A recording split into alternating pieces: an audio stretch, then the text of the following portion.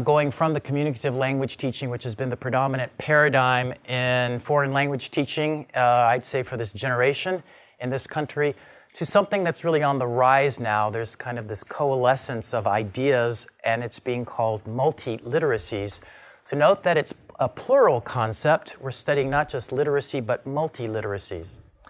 And I do want to recall the main idea behind this workshop, and that is building on, we're not throwing out, we're building on this notion of communication, but we're expanding that notion of communication. Okay, that's it in a nutshell. And I will be citing work from this book, Reading Between the Lines, which was edited by Peter Patrikas. It came out in 2003.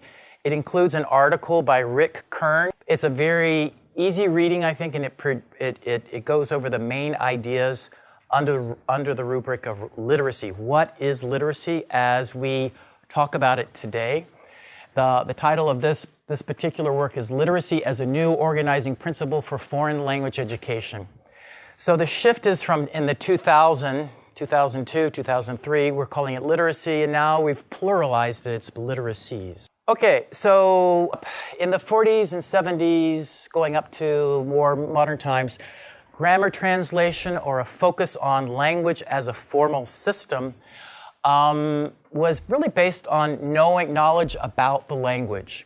So I can give my example of my mother. My mother was a French teacher, and she, again, in the 40s, when she was a student, a graduate student, learning the language, she didn't have what we have today, of course. There weren't computers. We didn't have easy access to native speakers. She was an American woman learning French, and that, of course, meant learning the grammar. And she was a grammarian. So she was very, and with this notion of knowledge about language, we have an emphasis on what's called usage. In the French framework, it's called le bon usage, the correct way to use the language. So grammar translation was highly prescriptive. The whole point was to teach the correct way of the language. So the focus was on grammatical forms, and of course, the organizing principle, the syllabus was grammar. It was a grammatical syllabus. The big break in the 80s was a shift to thinking about language as action or language as doing. What are you doing with language? And we moved from the notion of usage, which was prescriptive, what are you supposed to do, to what do you actually do? What actually do you say? Not what should you say, but what do you say? So the focus became more descriptive, or the approach became more of a descriptive approach. But the big shift was really away from forms to focusing on language as function. What are you accomplishing with language? And of course, then we moved from a grammatical syllabus to a functional syllabus. Are you complementing? We can think of all these different speech acts, right? Are you, what are you doing with language? And the emphasis then was on the ability to use the language functionally, to get something done in the culture, okay? This was a huge paradigm shift, right? And it was a shift that my mother was trying to make at the end of her career. So that summarizes communicative language teaching. So it's based on the idea that learning language successfully comes through having to communicate real meaning, and that's my emphasis. I put that in red. When learners are involved in real communication, their natural strategies for language acquisition will be used, and this will allow them to learn to use the language. Okay, what is real meaning? I guess as opposed to fake meaning? Meaning that's contextualized in the moment, okay, you're saying, a real life context, okay? And real communication? Authentic are the words that come to mind. So typically, real communication means the exchange of unknown information, okay? So we put people together not just to exchange information that they already know, but to transfer information that they don't know. That's the key, okay? Okay, so this book came out in the 90s, and it, for many people, became the Bible or the important book for teaching communicative language, for training people to teach communicatively. Making Communicative Language Teaching Happen by James Lee and Bill Van Patten, both well known in the field of second language acquisition. They oppose the functions to two basic functions of language. Over here, what we'll call the psychosocial function of language, and over here, the cognitive, what they call the cognitive informational function. And let me just read to you what they say. While the instructor may use language for both psychosocial and informational cognitive purposes, it is doubtful that the learner, especially in the beginning and intermediate stages, would use language for many psychosocial purposes. Psychosocial meaning to create bonds among people and to establish a social relationship. Okay?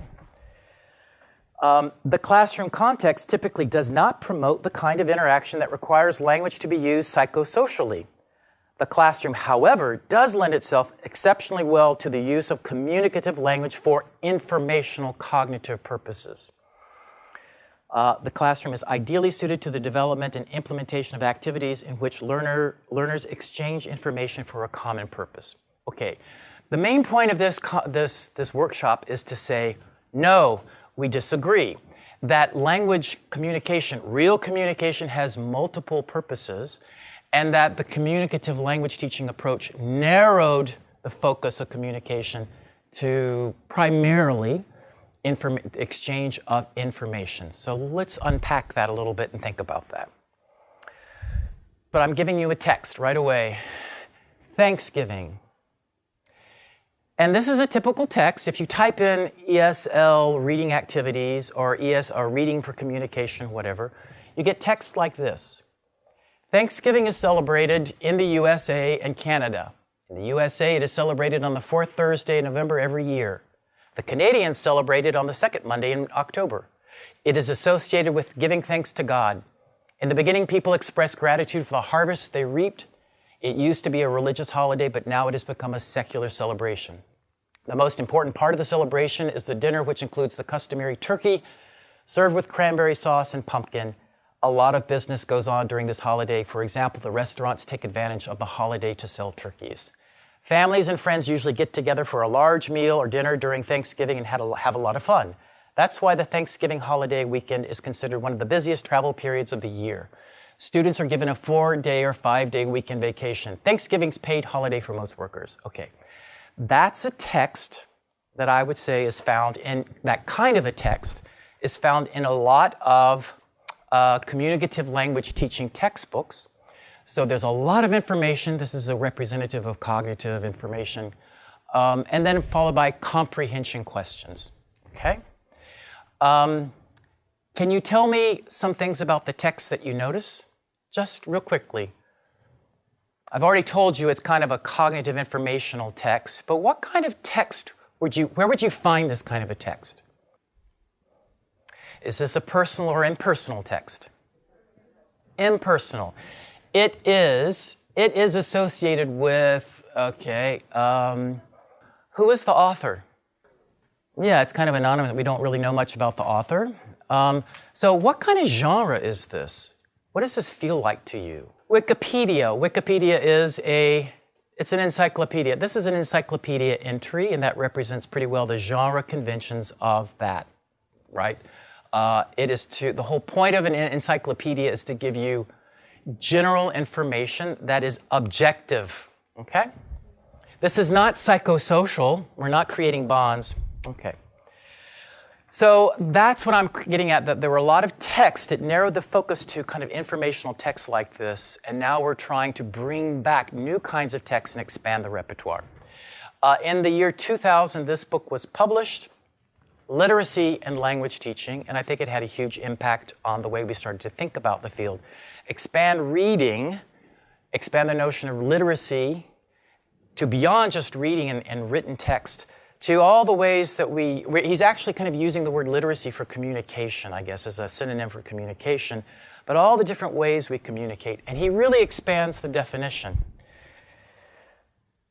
So here, literacy is seen as the organizing principle. And remember those bullet points I had for grammar, translation, and communicative language teaching? He says literacy should be both the doing with language, creating something, but then reflecting on what we just did in terms of our knowledge. So I have this knowledge of language that helps me create language, and then you want to step back and reflect on that.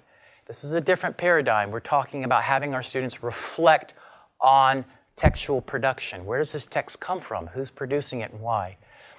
Remember the usage-use distinction?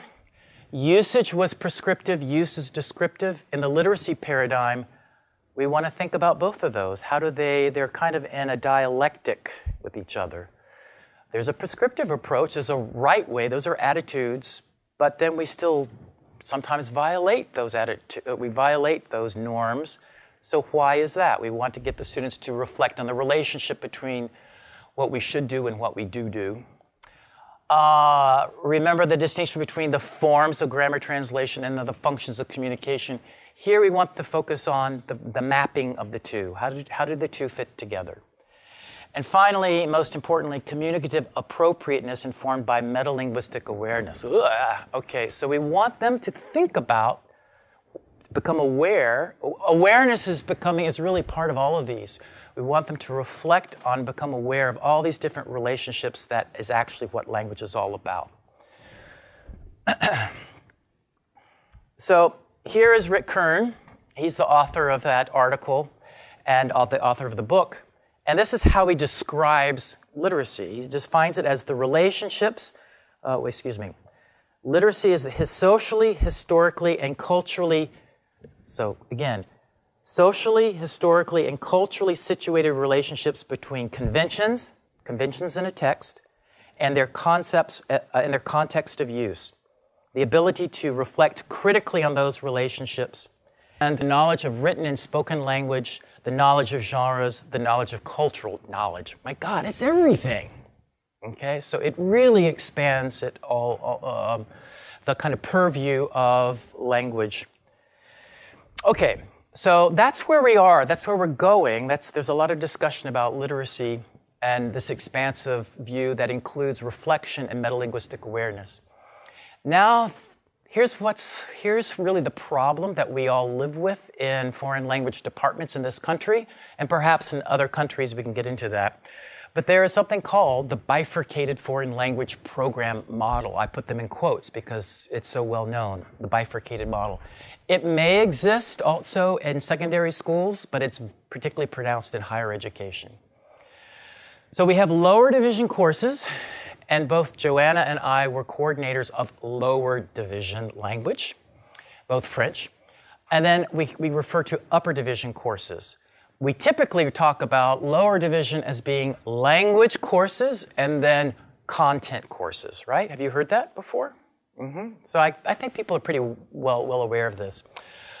So typically the whole lower division is organized around language and functions, communicative functions. And a lot of non-literary texts, like I was just showing you about Thanksgiving, ads, weather reports, menus. That's good, but we still want to go beyond that. As opposed to upper division, where they look at literary texts and different kinds of content areas. And also the teaching methods are quite different. This is often small group, collaborative, and then we have lectures and perhaps discussions, the sage on the stage telling you what the text means. I've also heard this phrase, in lower division, you get your skills. In upper division, you magically use those skills. Okay, so the other point that we're going to say is we want to get rid of the bifurcated model and try to integrate it. Because language learning, you need language, as they say, from the beginning, but you also need it all the way, attention to language to the end. And language always goes with content. So you need content from the beginning and content to the end. So I think one of our biggest problems is trying to overcome this model. I'm just setting lots of frames that we'll be discussing these ideas later throughout the next couple of days. This came out. This report came out, and the MLA'S stands for the Modern Language Association. It's the largest association of humanists in the world, primarily in English departments, but also in foreign languages and higher ed. And it published this, this came out in 2007, Foreign Languages and Higher Education, New Structures for a Changed World. Anybody in higher ed in this country needs to know about this and should have kind of metabolized the ideas in here. Basically, what they're doing, they say here is that they want to overcome the bifurcated model. Okay, they recognized, and this was a group of people who came together, very important people in the field of language education, foreign language education, that represented literature and language learning and linguistics and so forth. And they said the bifurcated model is what's holding us back. Okay, so it's 10 years later, we're still talking about the bifurcated model. It's entrenched, it's hard to overcome. I'd like you all, again, to go away and after this conference or after this workshop, take a look at this. But this is really what people remember about this. They gave us a new goal for foreign language education, and the goal was called Translingual, Transcultural Competence, which also goes with the idea of multiliteracies. So I know this is a lot of text. Let me walk you through this. Language majors, so the Spanish major or the French major, right? The programs should be structured to produce a specific outcome. Translingual, Transcultural Competence. So we have a new acronym, yay, TTC, in that particular language and in English. So for the first time, they really articulated this idea. It's not just the foreign language, it's the two, the relationship of the language that they're learning with their native language, okay? That should be explicit. And trans, of course, the prefix trans means movement between the two. So advanced language learning, and that's what we want to aim for in our programs, advanced language learning is assessed against an implicit norm, the competence of an educated native speaker, a goal that post-adolescent learners rarely fulfill. The idea of TTC, in contrast, places value on multilingual ability to operate between languages. This is important. We're not trying to replicate native speakers. No. Most of them will never achieve that, but that's not really the point.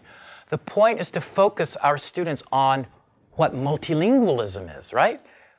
That seems so obvious, but it hadn't really been stated in a report before. Okay? The goal of language programs is to train people to become multilingual. So what does that mean? What is a multilingual? Okay, and they said here it's the ability to operate between languages. I don't know what that means. We'll talk about that. Students are educated to function as informed and capable interlocutors with educated native speakers in the target language. They also learn to reflect, there's that word again, on the world and themselves through another language and culture. So a lot of reflection and awareness. Okay, which brings us to Joanna. 5 years ago, she incarnates all of these ideas. She was a language coordinator at Cornell University, as she said, which meant that she was in charge of the language courses. And she was using our textbook, I say our, we produce this at COERLL, Français Interactif, which is an open textbook. Anybody can use it for free. It's available for anybody. She adopted it, and she called me up on the telephone one day and she said, Carl, I like this textbook, but, and I'm used to that. Every teachers always do that. I like this, but, and there's always something wrong with it, right? We don't like everything about it. We want to change a little things here and there. And she said, the problem with it that I'm finding is there's lots of reading, but the reading is pretty much informational cognitive. She didn't use that phrase, but it was all kind of journalistic prose. And she was right. We were taking it from current events and taking those readings based on the thematics of the textbook. So we have a chapter on food. We magically have a beautiful reading on food, but it was an informational, kind of a Wikipedia. She said, at Cornell, we have a very strong emphasis on literature. And I know, I'm thinking about my upper division faculty, they want to immediately start to plunge the students into French literature. And this bifurcated model, this is a real problem because they're not trained to deal with the complex syntax and the ideas, and they certainly aren't trained to do literary analysis. So I'd like to change your textbook.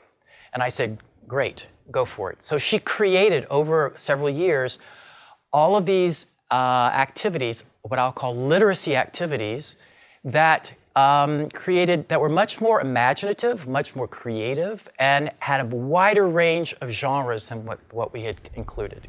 So out of this, she created what we now are calling a textbook, or an OER, an open educational resource, called The Literary and the Everyday, and she was trying to bridge that gap. Literacy, I don't know whether you said this in your associations, but literacy would always the literary, whatever that was, always belonged to upper division courses, and she was really trying to pull it down into lower division. Okay? So let me show you then real quickly about multiliteracies pedagogy, because that's where we're going with this. And let me skip to this. The multiliteracy pedagogy is based on 3 language functions. So I want you to use this as a tool to think about. All texts, according to Michael Halliday, have at least 3 functions. And a text is anything that kind of coheres, it hangs together. We can talk about the interpersonal function. It will always construe relations between people. So the writer and the reader, or the speaker and the listener. When I say text, by the way, I'm not just talking about written text. It can be an oral text. It can be a visual text. It could be cinema. Anything can be interpreted as a text, right? So the interpersonal is to enact social relationships, to negotiate your bonds with another person. The ideational is basically what we think of as the content, right? The words. What is this about? This is a text. So the first text we saw was about Thanksgiving. You can think about this as lexical semantics. All the word meanings coming together, the ideas and the concepts, that's the ideational. And the textual function, this is an interesting thing. If you just have random sentences, random words that don't fit together, that's not really a text. What we're calling a text, according to the metafunctions, is all natural languages have a way of showing things are related. This sentence is related to that sentence, okay? Pronouns, when we use a pronoun, for example, pronouns replace nouns, okay, which helps us with reference. We can listen to lots of verbiage, but we can keep track of, okay, you're referring to the same person. That's part of the textual function of language, okay? So every text, you can think in terms of these 3 functions. So here's another way of thinking about it. The textual, then I just said, refers to textual organization, how it coheres, as well as what are we referring to keep track of everything. And by the way, if people who are suffering language impairment, they have like aphasia, or they have dementia, they have cognitive problems, the problem is they lose that textual function and their language becomes incoherent. Okay, so there has to be some cohesion in a text. The interpersonal function now is about affect, how you feel as a person. Addressivity, I think I was talking to, who was I talking to at the Hogar? I was talking to that about, you're always addressing, your text is always for somebody. And you can think about it as your personal style. People have very different styles here. And finally, ideational is the ideas and concepts. Okay, so let's do a little practice. Let me give you another text here. Look at this. My next door neighbor is totally crazy. He's one of those dog people, you know, the kind who treats their pets like kids. He dresses them up. Can you believe that? Oh, and listen to this. He's got 4 big dogs and he walks them 3 times a day. 3 times a day. He even comes home during his lunch hour to walk them. Give me a break. I mean, don't you think that's a bit much? Okay, so real quickly with a partner, I want you to think about the different functions that this text fulfills. Can you underline a part of this language here and say, that is ideational, that is textual, that is, okay?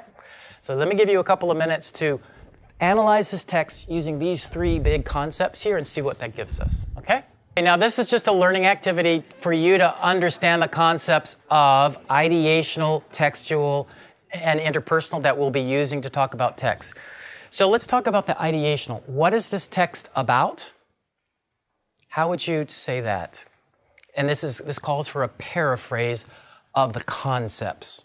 It's the neighbor's relationship to his or her dogs, right? Notice that ideational functions usually come down to talking about the nouns. What are the nouns? And so the nouns here are going to be pets and neighbor, and then we have a lot of pronouns: them, he. So, okay, so it's the relationship of those two, the neighbor and the pets, are really the centerpiece of the ideational. The interpersonal. Okay, there's a lot going on here, right? Here is informal and personal. Those two things usually go together. Okay, and we can go through and say, I've even shown you how the text represents pitch patterns and crazy emphasis. I'm stressing different words, pauses. All of that is to kind of indicate the person's affect, how strongly they feel about what it is they're saying. So yes, that's the interpersonal. The textual. What makes this cohere? What is the textual organization? So let's look at the reference. He starts off with my next door neighbor. That's what the text is about. All of this is kind of, he plants in your mind a referent, a person, and then throughout the rest of this, he refers back to that, and he uses this thing that we call a pronoun. He. Okay? That's the textual function at work. And then when we have the dog, it becomes them, or as we can say. Yeah, exactly. So anaphora is when you point backwards. That's what we have with he. Those are the pronouns.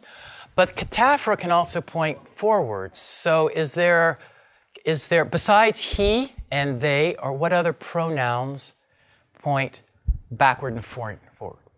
Besides a person, there's something that's used? Can you believe that? What is that referring to? So here it points back to what you have just said, the discourse. Oh, and listen to this. It's coming up. So that's anaphora points backwards, cataphora. It's not important that you learn the terms, but these are systems that make the text cohere and makes it so that you can understand it. It becomes coherent. Okay, so those are three tools that we'll be using throughout these three functions. So language is much more than the narrow focus of what they were saying in communicative language teaching. There are all kinds of functions that map together that create a text. Okay. Remember the first activity I gave you was just free associate what comes to your mind when you hear the word. I give you two words, right? Literacy or literary or literacy. Which one do you think this is? I have a vote for literacy. Okay, this was the one for literacy. And the central concept that came to mind for literacy, of course, is reading and writing. But notice that literature figured prominently, right? Because what are you reading? You're reading primarily literature. One of the things that's important when you look at these kind of word clouds is to say, what is not there? What is, do you think now, from a multiliteracy point of view, what's left, what's missing here? Instead of just high literature, literacy applies to all kinds of text. So we've expanded the notion of text. For me, a key word that's really missing is genre. Texts and genres are not really there. But okay, but the focus, as language teachers, you said it's about these understanding, learning how to read and write. But it's not just reading and writing. We expanded, so literacy, the new multiliteracies, is the ability to do all the skills interpretation. Okay, so it's adding orality to that. All right, so here's what you have for the literary. Not surprisingly, the main idea is literature. And I like this. You have language in there. That's good. And here we have then some genres. We have poems. We have a novel. Interestingly, we have culture that comes up there. There wasn't really an association with culture with literacy, which is kind of it.